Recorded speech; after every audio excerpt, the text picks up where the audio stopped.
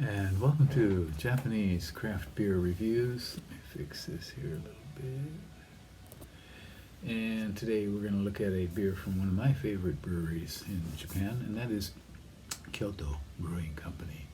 And the guys at Kyoto Brewing Company have been in business for, I guess, almost 7 years now. They started in 2015, and it was started by 3 foreign residents of Kyoto. Actually, 2 of them weren't resident in Kyoto at the time. One was an American home brewer who was living in Kyoto, and the other 2, a Canadian man and a Welshman who were living in Tokyo.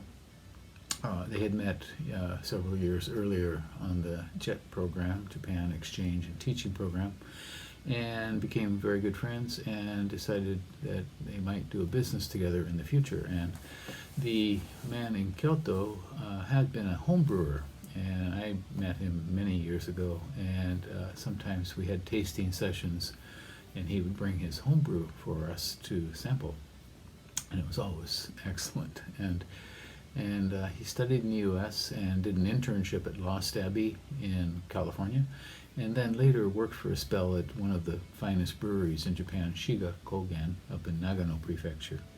They opened in 2015, and immediately they were voted the best new brewery in Japan by Rate Beer Best Selection of that year. And a couple years later, they were voted the best brewery in Japan, no small feat. And so they've been doing quite well. A little bit of difficulty during the coronavirus time. They had to shut down their tap room, and sales dropped quite a bit, but they've come back pretty strong, and I have one of their new beers to look at today. It is this one. It is called Akane, and it is a Belgian Imperial Red, 11%, and 45 international bittering units. 45.1 to be exact. And so this is a Belgian Imperial Red, and it is in their Toppa series, which is their kind of showcase for high gravity beers. And this one uses the, I'm not sure how to pronounce it, polygyle or polygyle technique of mashing, which is, I guess, most famously used by Heretic Brewing in the United States. And it's a way to try to get a high gravity mash out of the same amount of grain. So what you do instead of, and if I understand this correctly, you divide your grain bill before you put water in, before you mash it into 2 parts. And then you do a single mash with half of the grain and mash that. And then use that mash water to mash the second batch of grain, and you get a highly concentrated, high gravity wort.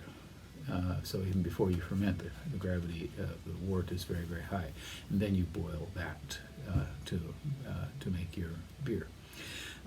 And so basically, you're using the same amount of grain, or you could look at it as twice the amount of grain with the half the amount of water or something like that. But you're getting a high gravity wort out of that. In any case, enough about that. And in Rate Beer, this one has only 1 rating, and it's at 4.0, pretty high. And on Untapped, 21 ratings when I checked, and the rating average is 4.08 out of 5, pretty high as well, even for Untapped. So this has it's Pilsner malt and Crystal Medium and DRC, which I'm not familiar with. And the hops are Simcoe.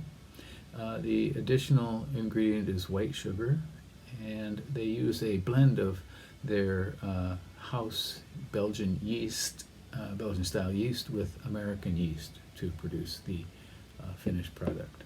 So again, it's Akane, a Imperial Belgian Red. Let's give this a go.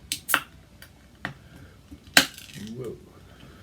And my double craft snifter here. Wow. Looks nice. Oh boy, I smell it already. Oh my. And yeah, so this is a nice dark sort of mahogany red color with a full finger of dark tan head. Smells great. Oh yeah, getting a lot of dark red fruit and dried red fruit too, like dried cherries, well, nuts.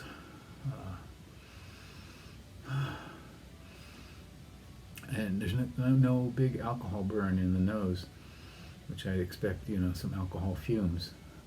Maybe if it warms up in a while, we'll see how it is then. Very, very appealing nose.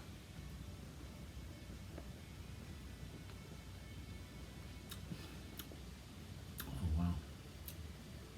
Okay.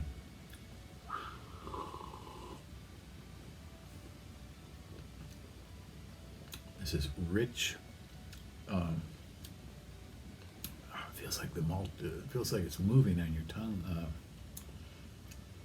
Palate changes are really nice. It goes from rich dark fruit, something almost like chocolate, cherries, plums, and the alcohol is much more apparent on the tongue for sure. Blends very nicely in mid palate, and there is some distinct bitterness in the finish. Not overwhelming. The fruit and the alcohol take center stage here.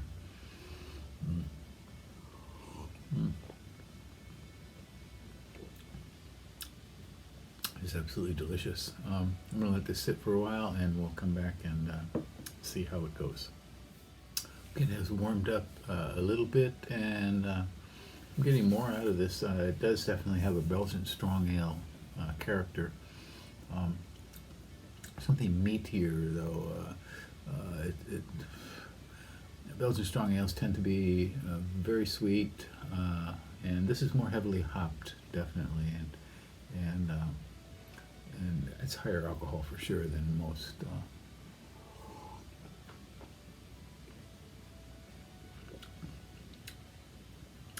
There's something almost, it seems out of place, but almost umami kind of note to it as well. Nutty, a little bit, yeah, I said meaty, that's all. Yeah, this is exceptional. You should probably give this a go. It's called Kyoto Brewing Akane, and that's what this is here, this character, and it's basically this color. So Akane is a color term, and it's also a name for a female name in Japan as well. Yeah, give this a go, and if you happen to see Kyoto Brewing, please do try anything you see from them. If you see this one, you better pick it up and give it a go. I think it's well worth your time and money. That's it for today, and stay well. Bye-bye.